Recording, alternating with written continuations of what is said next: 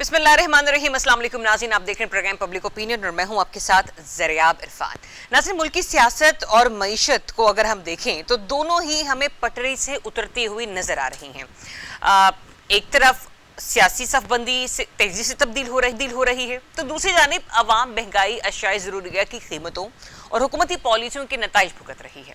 सियासी महाज पर मौलाना फजल रहमान साहब एक बार फिर मरकज़ निगाह बन गए हैं। अपोजिशन जमातें नए इत्तेहाद की तश्कील की जानिब बढ़ती हुई दिखाई दे रही हैं और 2022 की ग्रैंड अपोजिशन अलायंस की तर्ज पर मुश्तरका सियासी हिकमत अमली के इम्कानात ज़ेर बहस है। मगर ऐसे में सवाल ये पैदा होता है कि ये इत्तेहाद सिर्फ पार्लियामेंट के अंदर हुकूमत को टफ टाइम देने तक ही महदूद रहेगा या फिर सड़कों पर भी इसके असरात हमें आने वाले दिनों में नजर आएंगे। और पीपल्स पार्टी इस नई अपोजिशन की सफबंदी में अपना हिस्सा डालती है या नहीं, या हुकूमत के साथ अपना मौजूदा सियासी बंदोबस्त बरकरार रखती है, ये भी आने वाले दिनों का एक अहम सवाल है। इसके अलावा हुकूमत और पीटीआई के दरमियान तौहीन अदालत के मामले ने सियासी कशीदगी में मजीद इजाफा कर दिया है और एक बार फिर तमाम तर नजरें सुप्रीम कोर्ट पर हैं। क्या सुप्रीम कोर्ट में पीटीआई को एक बार फिर से रिलीफ मिलेगा या नहीं, ये भी एक बड़ा ही माकूल सा सवाल है जिसमें हम अपने पैनलिस्ट की राय लेंगे। दूसरी जानिब हुकूमती मुआशी कारकर्दगी पर भी इसी दौरान संगीन सवालात उठाए जा रहे हैं।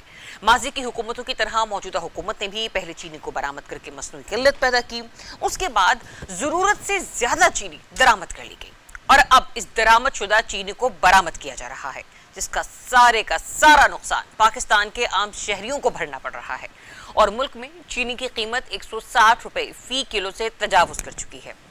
दूसरी जानिब फसल उतरने के सिर्फ चंद माह बाद गंदुम दरामद करने के फैसले से भी किसान और सारिफ दोनों ही परेशान हैं। चीनी को एक्सपोर्ट और गंदुम को इंपोर्ट करके किसको फायदा पहुंचाया जा रहा है, एक अवामी सवाल है जिसका जवाब हम अपने तज्जियाकारों से भी लेंगे और एक सियासतदान से भी लेंगे। हमें ज्वाइन कर रहे हैं पाकिस्तान पीपल्स पार्टी से सीनियर रहनुमा कादर मंदरुखेल साहब और इसके अलावा इसा राना साहब, सौले जाफर साहब प्रोग्राम में हमारे साथ शामिल गुफ्तगू होंगे। कादर मंदरुखेल साहब, आपकी मौजूदगी का फायदा उठाते हुए आपसे आगाज करते हैं, क्योंकि आप हमें एक डायरेक्शन देंगे कि जिसके बाद हम आगे बढ़ सकें तज्जिए की जानिब। मुझे ये बताइएगा, कल मौलाना फजल रहमान साहब की रिहाइश गाह पर एक अहम बैठक होती है जिसमें हम देखते हैं अल्लामा राजा नासिर अब्बास साहब, महमूद खान चकजई साहब, पाकिस्तान तहरीक इंसाफ और दीगर और जो मुत्तहिदा अपोजिशन की जमातें हैं वो अपना हिस्सा डालने के लिए हमें वहाँ पर नजर आती हैं, जमहूरियत की बका के लिए, अवामी फलाह बहबूद के लिए। ऐसे में हर जहन में यही सवाल है कि तहफ़्फ़ुज़ात तो कहीं ना कहीं पाकिस्तान पीपल्स पार्टी को भी हैं, लेकिन क्या इस अपोजिशन अलायंस में आने वाले दिनों में पाकिस्तान पीपल्स पार्टी भी शामिल होने जा रही है?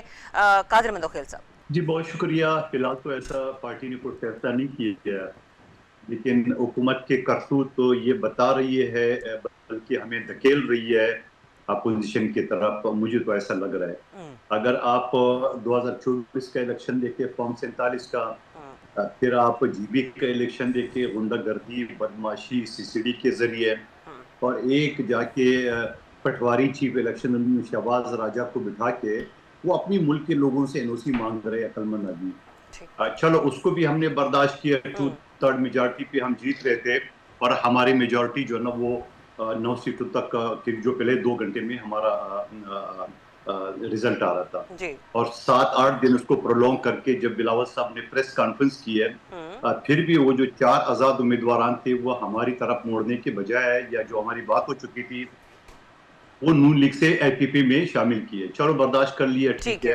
फिर उसके बाद आजाद कश्मीर का इलेक्शन आ गया, फिर एक इलेक्शन को 3 मरलों में किया, तो 3 मरले से वो 6 मरले पे चला गया। वहां भी हुई सीसीडी की बदमाशी, गुंडागर्दी, यानी जो पहले मरला मीरपुर डिवीजन का 13 सीटों के ऊपर जो इलेक्शन था, तो उसके लिए 16,000 सीसीडी के अहलकारों को बुलाया। अब देख ले, अगर आजाद कश्मीर है या जेपी है, तो वहां तो चारों सूबों से वफाकी जो ना फोर्सेस वहां भेजने चाहिए।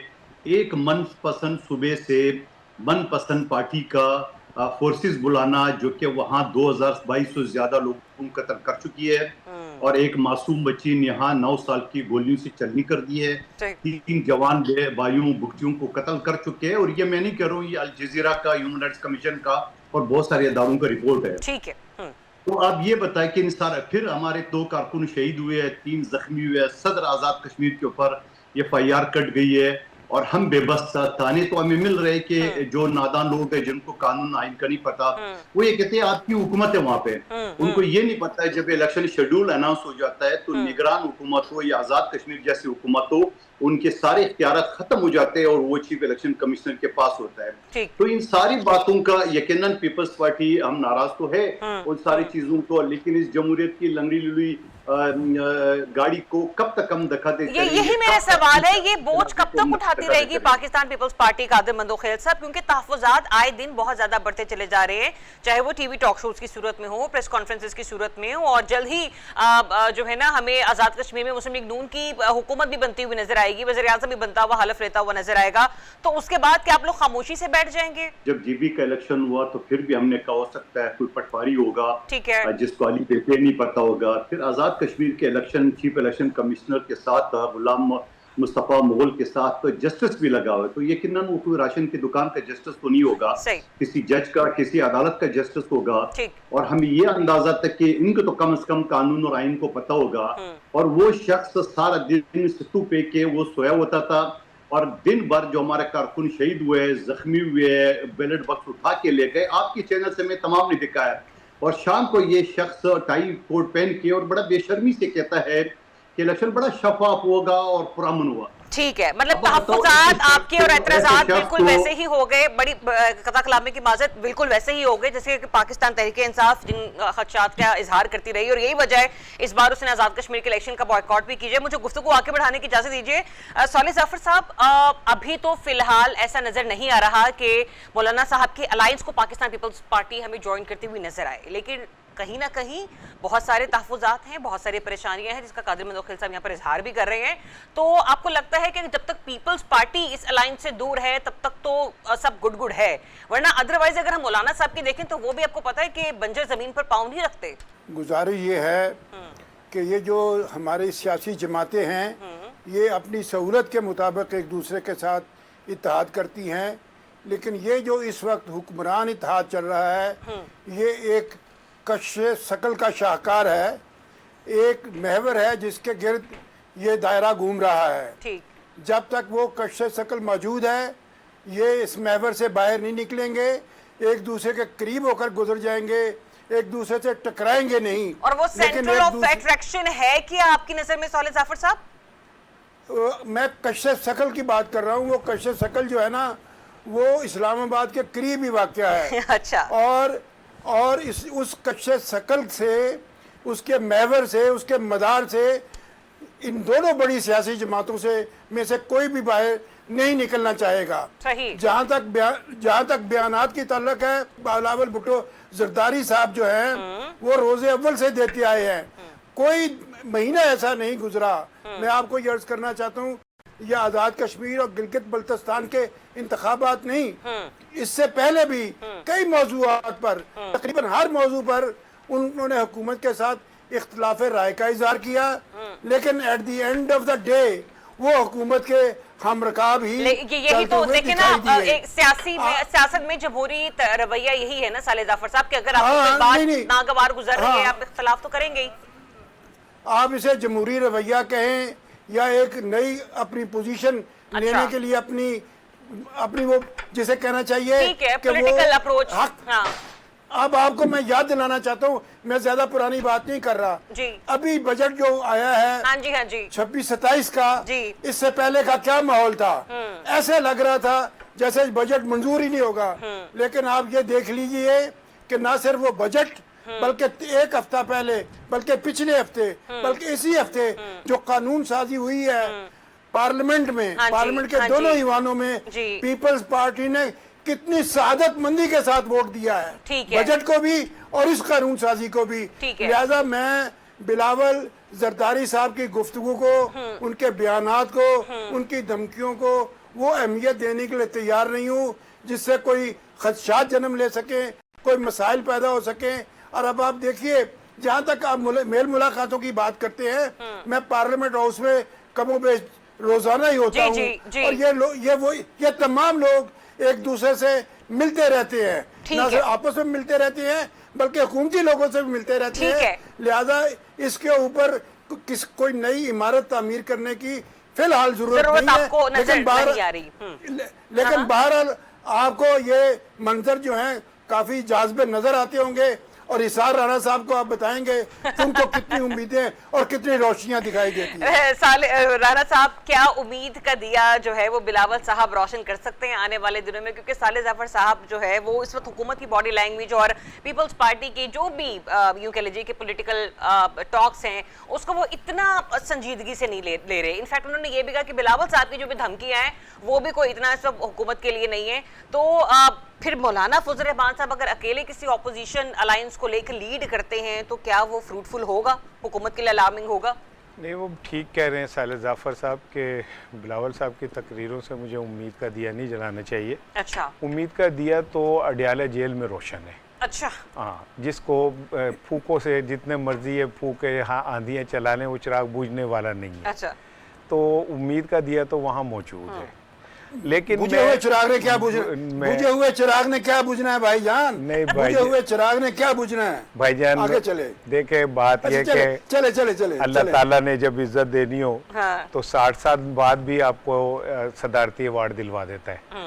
یہ تو اللہ نے عزت دینی ہے نا, تو 60 سال بعد آپ کو ایوارڈ مل گیا تو اس کا مطلب ہے امید کا دیا جلتا رہنا چاہیے. میں پیپلز پارٹی کا بہت کریٹک ہوں, ٹھیک ہے, لیکن یہ بھی ایمانداری سے اگر کہا جائے تو جتنی قربانی ڈیموکریسی کے لیے پیپلز پارٹی نے نہیں, کسی جماعت نے نہیں دی. آپ اپنے گھر سے باہر نکلیں, ایک مقبرہ ذوالفقار علی بھٹو شہید کا ہو, ایک بے نظیر بھٹو شہید کا ہو, ایک مرتضیٰ شہید کا ہو, ایک شاہنواز کا ہو, اور پھر آپ سے یہ توقع کی جائے کہ نہیں آپ تلوار نکال کے اور پھر کہیں گے کہ نہیں ہم تو باقی کیوں نہیں کرتے. باقی تو اپنی دفعہ سعودی عرب سے اور امریکہ سے معاملات کر کے ملک چھوڑ کے بھاگ جاتے, 10 سال کے ایگریمنٹ لکھ کے دے کے چلے جاتے. باقی تو جو ہیں وہ مل کے جن کے خلاف بات کر رہے ہوتے ہیں انہی کے پیر پکڑ کے جو ہے اور وہ 50 روپے کا اسٹامپ لے کے چلے جاتے. سو ان حالات میں پیپلز پارٹی کی مجبوریوں کو سمجھتا ہوں, ٹھیک ہے, لیکن یہ دیکھیں کہ بلاول بھٹو میں بھٹو کا خون جوش مار جاتا ہے کہیں نہ کہیں. وہ چاہے اگلے دن اپنے الفاظ کے سخت ہو گئے تھے یا یوں ہو گیا تھا, وہ جو بات کہنی ہوتی کہہ بھی جاتے ہیں. عمران خان کے لیے قومی اسمبلی میں بلاول بھٹو نے جو تقریر کی ہے, میں سمجھتا ہوں کہ اس کثافت زدہ اور حبس زدہ ماحول میں ایک خوشگوار جھونکا ہے کہ ان دونوں کی آپس میں ساتھی کیوں جائے نا. لیکن اگر بلاول بھٹو یہ کہہ رہا ہے کہ بھائی عمران خان کو اس کا صحت کے لیے موقع ملنا چاہیے, تو یہ کوئی چھوٹی بات نہیں ہے. یہ بات نواز شریف جو 4 دن پہلے تقریر فرما رہے تھے کہ جی سیاست میں مخالفت کو دشمنی میں نہیں بدلنا چاہیے, تو کرتے ایک قدم آگے بڑھ کے, کرتے ایک ٹویٹ, کہتے کہ ہاں عمران خان کو ہاسپٹل منتقل ہونے دے, میں سیاست کو دشمنی میں نہیں بدلنا چاہتا. آپ کو پریکٹیکلی ثابت کرنا پڑتا ہے. اور جلد یا بدیر یہ بات یا لکھ لیجئے گا کہ پیپلز پارٹی کو اپنا راستہ منتخب کرنا ہوگا. اس کی ریزن کیا ہے کہ پیپلز پارٹی میں اندرون سندھ ان پہ بہت دباؤ پڑ رہا ہے. صوبوں کے مسئلے میں پنجاب میں تو گنجائش ہو سکتی ہے, کے پی میں ہو سکتی ہے, سندھی اس حوالے سے بہت زیادہ ریجڈ ہے. مرسو سندھا دیسو جو وہ کہتے ہیں نا, وہ اس کے لیے وہ خالی یعنی کہ بلاول بھٹو یا زرداری کہہ رہے ہیں, ان کے پیچھے پورے سندھ ہے جن کی اپنی ایک نفسیات ہے.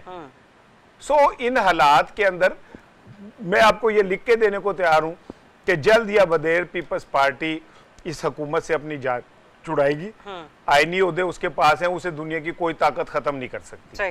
جو آئینی عہدوں کی مدت ہے وہ پوری ہونی ہے. زرداری نے جس خوبصورتی سے ساری کھیل کھیلی کہ آئینی عہدے اپنے پاس رکھ لیے کہ حکومت جب مرضی ختم ہو یہ عہدے ہمارے ہاتھ میں رہیں گے, یہ ایک اچھی پالیٹکس کھیلی.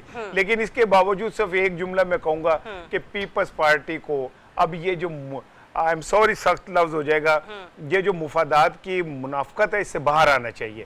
پاکستان کا سوچنا چاہیے, پاکستان کے فیوچر کا سوچنا چاہیے. یہ نظام اس پاکستان کو ڈیلیور نہیں کر سکتا کسی شکل میں. چلیں ایک بریک لیتے ہیں, بریک کے بعد واپس آتے ہیں, پھر دوبارہ سے کنٹینیو کرتے ہیں. Welcome back one second. Qadir बंदूकखैल साहब, आपकी तरफ आते हैं और कल जो बिलावल भुट्टो साहब की स्टेटमेंट रही है पार्लियामेंट के फ्लोर पर, उसको डिस्कस कर लेते हैं, जिसमें उन्होंने बानी पीटीआई की सेहत से मुतालिक अपनी जो इत्तेहादी हुकूमत है, जो वज़ीर आज़म है शहबाज शरीफ साहब, उनके हवाले से गुफ्तगू में इजहार किया कि बेहतर तरीके से इस मामले को जो है ना वो डील किया जा सकता था, लेकिन बदकिस्मती से हुकूमत ने इसको अच्छे तरीके से डील नहीं किया। मीनवाइल मेरा आपसे दूसरा सवाल ये भी है कि तौहीन अदालत के हवाले से एक दरख्वास्त दायर कर दी गई है पाकिस्तान तहरीक इंसाफ की तरफ से, और उसमें शहबाज शरीफ साहब भी हैं, मरीम नवाज साहिबा भी हैं, चीफ इलेक्शन कमिश्नर भी और दीगर और मेंबरान हैं। आपको लगता है कि एंटरटेन किया जाएगा उनकी इस रिक्वेस्ट को सुप्रीम कोर्ट ऑफ पाकिस्तान की जानिब से? पहली बात तो मैं इसहार राना साहब की बात करूं, उन्होंने जो पीपल्स पार्टी की कुर्बानी की बात की है वो कम बताया। वहां पे अगर आप लाड़काना जाएंगे तो शहीद जुल्फकार अली भुट्टो, बेनजीर भुट्टो शहीद, मुर्तजा भुट्टो शहीद, शाहनवाज भुट्टो शहीद, बेगम नसरत भुट्टो जो कोमे में थी काफी जमाने से, और उसके साथ लाइन से 200 से ज्यादा लोग जो कारसाज वाकये में शहीद हुए उनकी कब्रें मौजूद है वहां पे। और शहीद जुल्फकार अली की भुट्टो की फांसी, बेनजीर भुट्टो की शहादत, कत्ल, 600 से ज्यादा लोगों के कत्ल जो बम ब्लास्ट दूसरी, और 80,000 से ज्यादा कोड़े जो जालों को लगे गए, वो जेल वगैरह जो ना वो एक अलग है जो हर किसी ने ये जेलों का सोबत बर्दाश्त की है। लेकिन फिर भी हम ये कहते हैं कि पाकिस्तान कपे।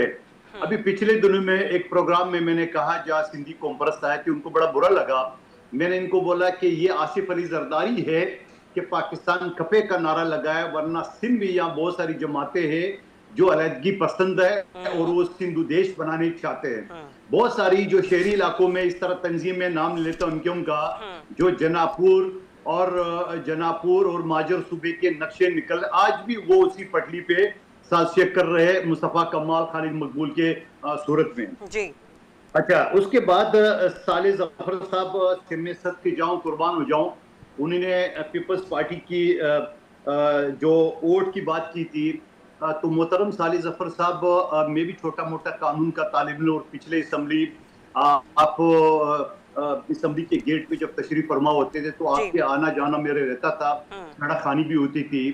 आपने देखा कि उस असम्बली में, और उसके बाद आपने ये देखा कि 26वीं तरमीम तो मुतफक्का तौर पे, यानी सिर्फ पीपल्स पार्टी, नू लीग, जमीयत नहीं, पीटीआई भी ऑन बोर्ड थी। और मैं आपको बता दूं उसी दिनों में गौर खान जो चेयरमैन है या रऊफ हसन जो सेक्रेटरी तलात, दोनों का बयानात का है कि इससे अच्छा तो तरमीम ही नहीं है, तो मसूदा ही हमारा है।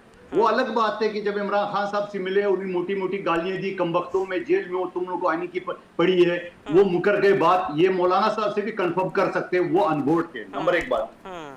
दूसरी तरमीम में जो 27वीं तरमीम थी, हुकूमत ने तो रात के अंधेरे में जो 26वीं तरमीम के बहुत सारे काले लिफाफे में जिसका जिक्र मौलाना साहब करते हैं, और फिर इसी तरह 27वीं तरमीम भी जो हुकूमत ने छुपा के रखा था, रात के अंधेरे में लाना चाह रहे थे, बिलावल भुट्टो जरदारी साहब ने ट्वीट करके और सारे पॉइंट बता दिए। हुकूमत अब इस पॉइंट पे हमसे जो ना वो चाहती, हिमायत चाहती है। लेकिन पीपल्स पार्टी के सेंट्रल एग्जीक्यूटिव कमेटी में जो पहला नुकता था आईनी अदालतों का, जो बेनजीर भुट्टो शहीद के और नवाज शरीफ साहब के बीच में मुआहदा हुआ था, उसको वहां किए। अब रह गया जो बजट के ऊपर बात की है साले जफर साहब ने, बजट के ऊपर हम ही तो थे, हम ही तो है जो हुकूमत की जनाजे को कंधा भी दिए और अपोजिशन के किरदार भी अदा करे। चाहे बेनजीर इनकम सपोर्ट के पैसे हमने बढ़ाए 1 करोड़ से 1 करोड़ 20 लाख गरीबों का तादाद करी, जबकि 4.5 करोड़ का डेटा बीएसपी के पास मौजूद है। सरकारी मुलाजमीन का हमने मुतालबा 50% किए, वो 7 और 10% किए, जो कि कम है, चलो कुछ तो हुआ। उसके अलावा और भी जो महंगाई और उसके हवाले से पीपल्स पार्टी तो आवाज उठा रही, वरना दूसरी जमात अपोजिशन के कोई असम्बली में नहीं है। ये आपको सवाल का जवाब। दूसरी बात, उन्होंने कहा मैं बिलावल साहब की किसी बात को अहमियत नहीं देता हूँ। तो क्या साले जफर साहब आपने जो मियां बरादरान के बेडरूम से रिपोर्ट बनाया था उसको अहमियत देते हैं कि नहीं देते? आज तो माशाल्लाह सितारा इम्तियाज आपको मिल चुका है, तो आप उसी रिपोर्ट को अहमियत देते हैं कि नहीं देते, जो आपने बेडरूम से चीजें बरामद करके आपने रिपोर्ट की थी?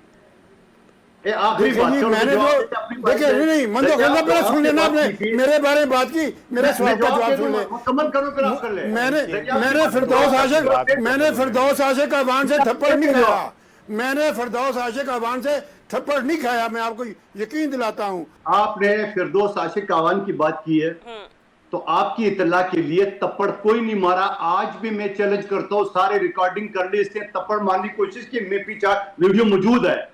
لیکن ہم پشتون ہیں, غیرت مند ہے, کسی کی طرح بغیرت نہیں ہے کہ عورتوں پہ ہاتھ اٹھائے. کسی طرح کسی کی جو ہے نا وہ بےغیرتی نہیں کرتے جو عورتوں کو استعمال کرتے. ہم غیرت مند پشتون ہیں, عورتوں پہ ہاتھ نہیں اٹھاتے. نمبر ایک بات. دوسری بات ذریعہ جو آپ نے سوال کیا تھا کہ یہ جو ٹھیک ہے, سپریم کورٹ نے 2.5 سال کے بعد کلیم اللہ سلیم اللہ کھیلنے کے بعد بڑی مشکل سے ایک انٹیریم آرڈر کیا تھا, اور اس انٹیریم آرڈر کو پہلی بات تو یہ کہ اس کو چیلنج حکومت نہیں کر سکتی ہے, کوئی بھی نہیں کر سکتا ہے. نمبر ایک بات, وہ پورے ججمنٹ ہے. دوسری بات یہ کہ سپریم کورٹ نے عمران خان صاحب کی رپورٹیں دی ہے, اور اس کے بعد آئین کے آرٹیکل 10 ہے, فنڈامنٹل رائٹس آئین کا 8 سے 28 تک, اور جیل مینول کے تحت ہر قیدی کا حق ہے, اور بلکہ قیدیوں کو کیٹیگری ہے, A class, B class, C class. Imran Khan صاحب چونکہ سابق وزیر اعظم رہ چکے ہیں اور ایک پارٹی کے سربراہ, لہٰذا A کلاس پروٹوکول اس کو ملتا ہے.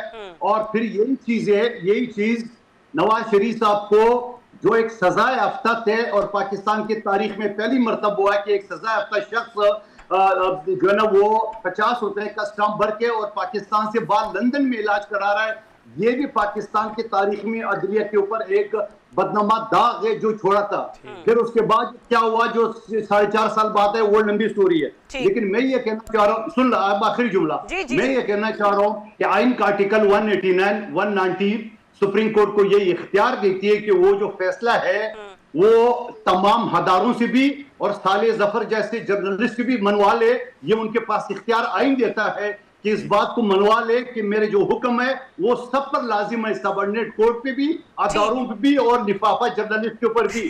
میں یہ کہوں گا کہ یہ توہین عدالت مریم نواز کے خلاف بنتا ہے, یہ توہین عدالت شہباز شریف کے خلاف بنتا ہے, یہ توہین عدالت آئی جی جیل خانہ جات کے اوپر بنتا ہے, ان سب کے اوپر توہین عدالت بنتا ہے. اور سپریم کورٹ اپنی آئینی جو اختیارات ہے آرٹیکل 190 کے تحت وہ سب کے اوپر جو نا وہ امپلیمنٹ کرنا اس کو اچھی طرح دیتا ہے, اور آئین کو اختیار دیتا ہے. ٹھیک ہے, ٹھیک ہے, آپ کا پوائنٹ آ گیا. صالح ظفر صاحب, یہی وہ عدالت ہے جسٹس یحییٰ افریدی صاحب کی کہ جس نے بانی پی ٹی آئی کے خلاف جو ہے نا وہ توہین عدالت کا فیصلہ سنایا, اور پھر انہی عدالتوں سے ماضی میں انہی کے جو پرائم منسٹر ہیں سید یوسف رضا گیلانی صاحب, وہ بھی توہین عدالت کے مرتکب پائے گئے. کیا آنے والے دنوں میں شہباز شریف صاحب یا ان کی کیبنٹ کے ممبرز اور جتنے بھی لوگ اس پٹیشن میں ہیں وہ آپ کو لگتا ہے کہ توہین عدالت کے مرتکب قرار پائے جائیں گے؟ توہین عدالت کا معاملہ ابھی سامنے عدالت کے پیش نہیں ہوا. یہ حضرت صاحب جو ہیں اس کا پہلے ہی فیصلہ سنا رہے ہیں. اور جہاں تک توہین عدالت کا تعلق ہے, عدالت نے حکم یہ دیا تھا کہ آپ ان کو ہاسپٹل لے جائیں, جبکہ درخواست دہندہ کا کہنا تھا کہ ہمیں آپ شفا ہاسپٹل لے جائیں, وہاں سے ہمارا علاج بہتر ہوگا. اس لیے کہ ان کے تو عدالت نے شفا لکھا نا, شفا یا ہاسپٹل لکھا اپنے حکم میں. میری حیث تو سنے نا جی, کہ عدالت نے ان کا علاج کرانے کے لیے حکم دیا تھا. یہ نہیں کہا تھا کہ ان کو شفا جیل میں لے جائیں, علاج کرانا تھا. علاج ان کا ہو گیا. پیمز کے ڈاکٹر نے یہ ڈکلیئر کیا, میری عرض سے سنے نا, میں پیمز کے ڈاکٹر میں کہتا تمہارا امتیاز کاس کا ادا کر رہے ہیں نا. عدالت نے کب کہا کہ شفا کو جیل قرار دے, اسے کہا علاج کراؤ, وہ جا کے اپنا ڈاکٹروں کا پینل جو ہے وہ علاج کرائے نا. اچھا طالب مدخیل صاحب, آپ بھی تھوڑا سا حوصلہ کر لیجئے, سن لینے دیجئے نا صالح ظفر صاحب کو. میری جملہ تو مکمل قادر مدخیل صاحب کرنے میں صالح ظفر صاحب کو بات, میں اور رانا صاحب دونوں ہاتھ جوڑ رہے قادر مدخیل صاحب, بات نہیں ہو سکتے. صالح صاحب کو بات کرنے دیں. جی بھائی, نہیں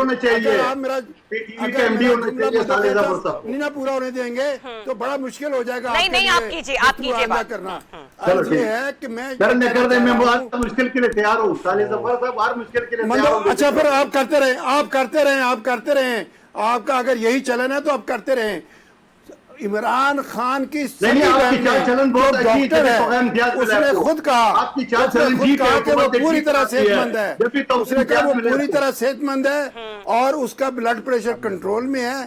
تو آپ بتائیے اس کے سوا آپ کیا چاہتے ہیں؟ جب انہوں نے کہا یہ سپر فٹ ہے, بالکل خوش و خرم ہے, ان کی آنکھ کا مسئلہ بھی ٹھیک ہو گیا ہے, تو اس کے باوجود کس چیز کا علاج چاہتے ہیں؟ وہ جبکہ رپورٹ یہ کہتی ہے کہ وہ روزانہ ایکسرسائز بھی کر رہے ہیں, ان کو بہترین خوراک بھی مل رہی ہے, ان کو ہر طرح کی سہولت ہے.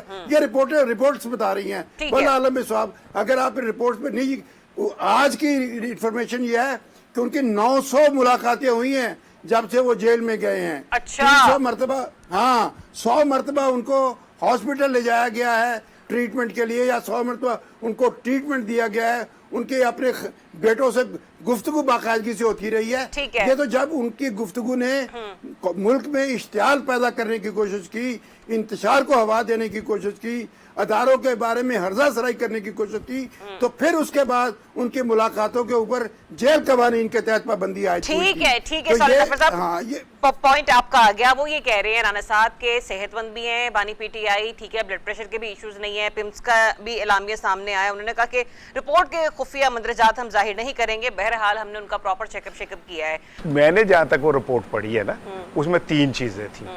एक तो आप शेफा लेके जाएंगे, ठीक है, दूसरा इमरान खान को उनके जो पर्सनल डॉक्टर हैं उससे मिलवाएंगे, तीसरा ये कि वहां पे उनका मुकम्मल इलाज होगा 17 सितंबर तक, जो अगर आप पढ़ लें जो फैसला है। हुकूमत हो गई तौहीन अदालत का शिकार। एक तो जो टाइम लिमिट दिया था सुप्रीम कोर्ट ने उसमें ये नहीं लेके गए, दूसरा शिफा नहीं लेके गए, तीसरा डॉक्टर फैसल को ये उधर उधर भटकाते रहे, मिलने नहीं दिया। ठीक है, तो ये तो इनके गले में फंदा डल चुका है और आज नहीं कल नहीं ये केस लगना है।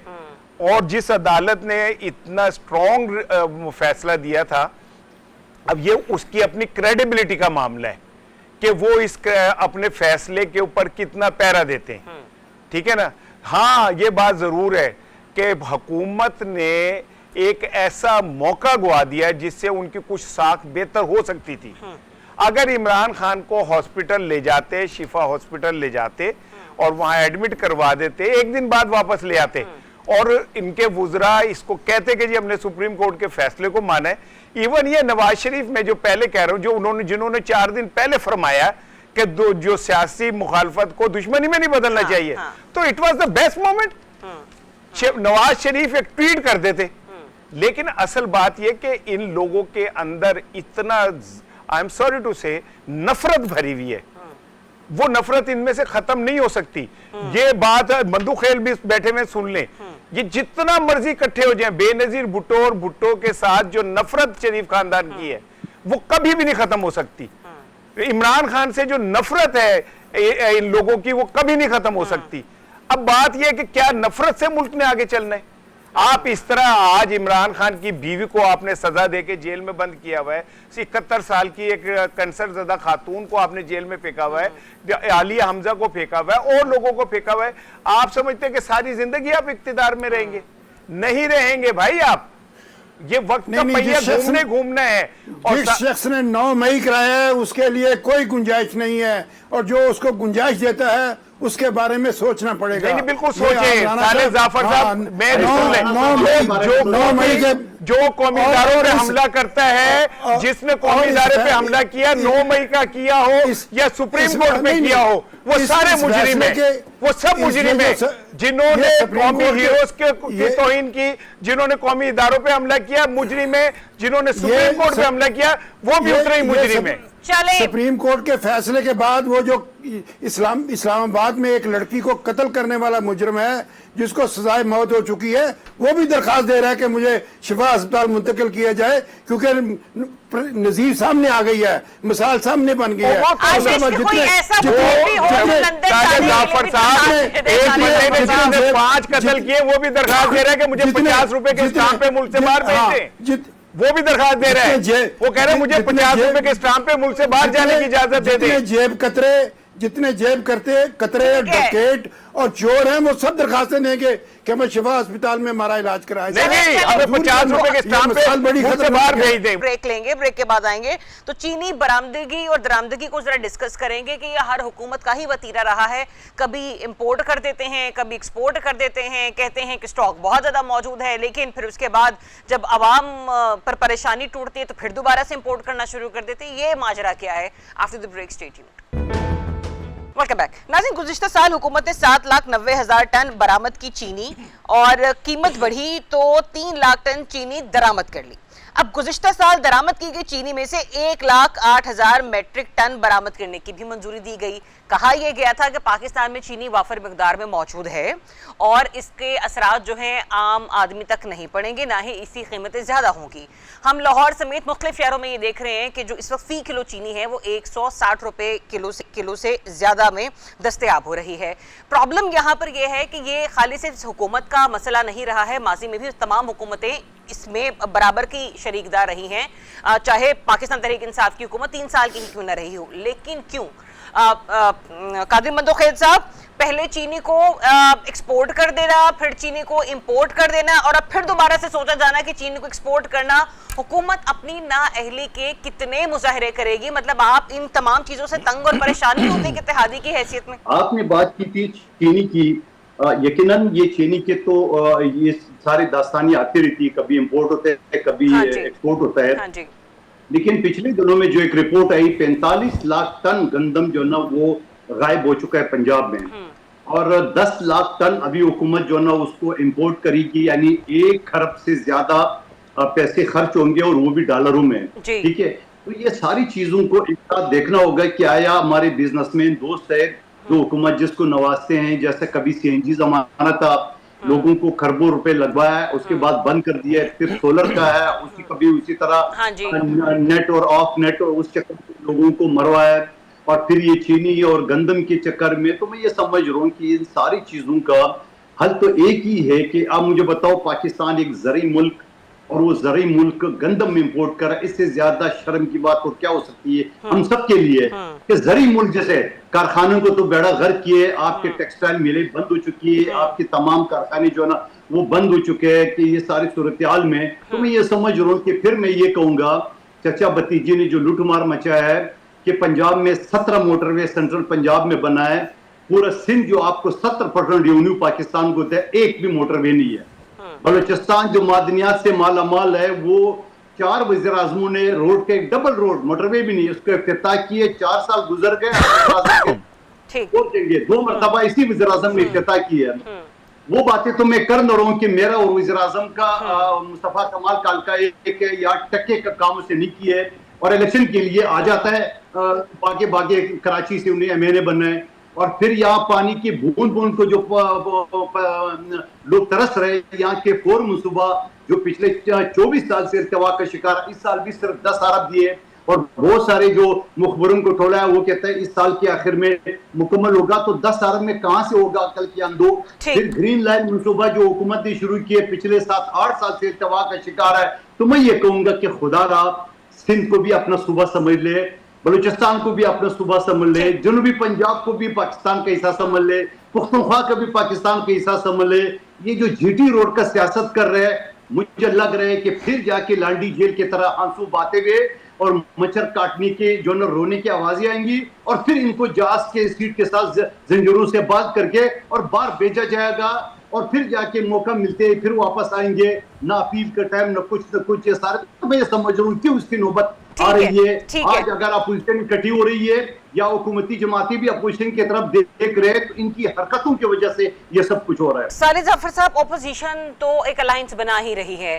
آپ کو لگتا ہے کہ حکومت اگر اسی قسم کے فیصلے لیتی رہی، کبھی امپورٹ کبھی ایکسپورٹ، یہ کہنا عوام کو کہ ہم قیمتیں نہیں بڑھائیں گے، لیکن پھر قیمتیں بڑھ بھی جاتی ہیں، بڑھتی ہیں تو مارکیٹ میں پھر کنٹرول بھی حکومت کا قائم نہیں رہتا، عنقریب یہ عوام کو بھی اپنے خلاف متحد کر دیں گے اور احتجاج کے لیے پھر عوام بھی سڑکوں پر ہوگی؟ جو چینی کا معاملہ ہے یہ کوئی آج کا نہیں ہے، یہ کم از کم پچھلے 3 دہائیوں سے 30-35 سال سے اس کا مسئلہ چلا آ رہا ہے.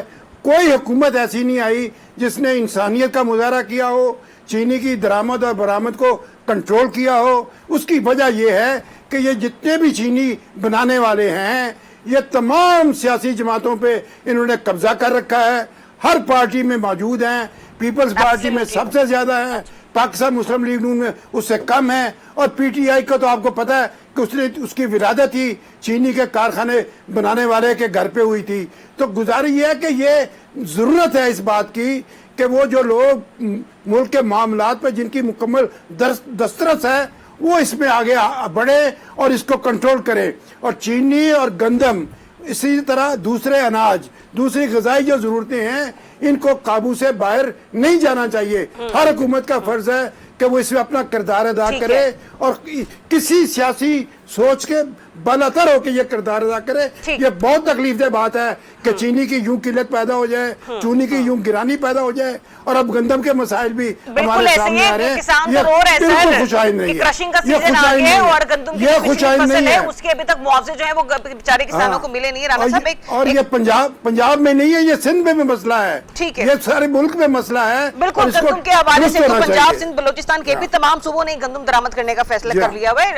رانا صاحب, ہم محسن نقوی صاحب پہ تو بڑی تنقید کرتے ہیں کہ وہ ہیں تو وزیر داخلہ لیکن وہ دوسرے کاموں میں جو ہے نا ہمیں اپنی انٹرونشن یا اپنے انپٹ دیتے ہوئے نظر آتے ہیں.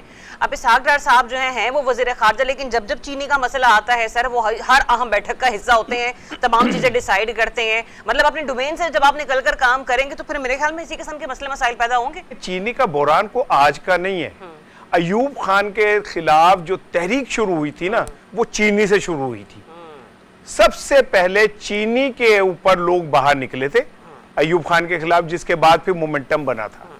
ٹھیک ہے نا, تو یہ چینی مافیا آج سے پاکستان کے اوپر قابض نہیں ہے.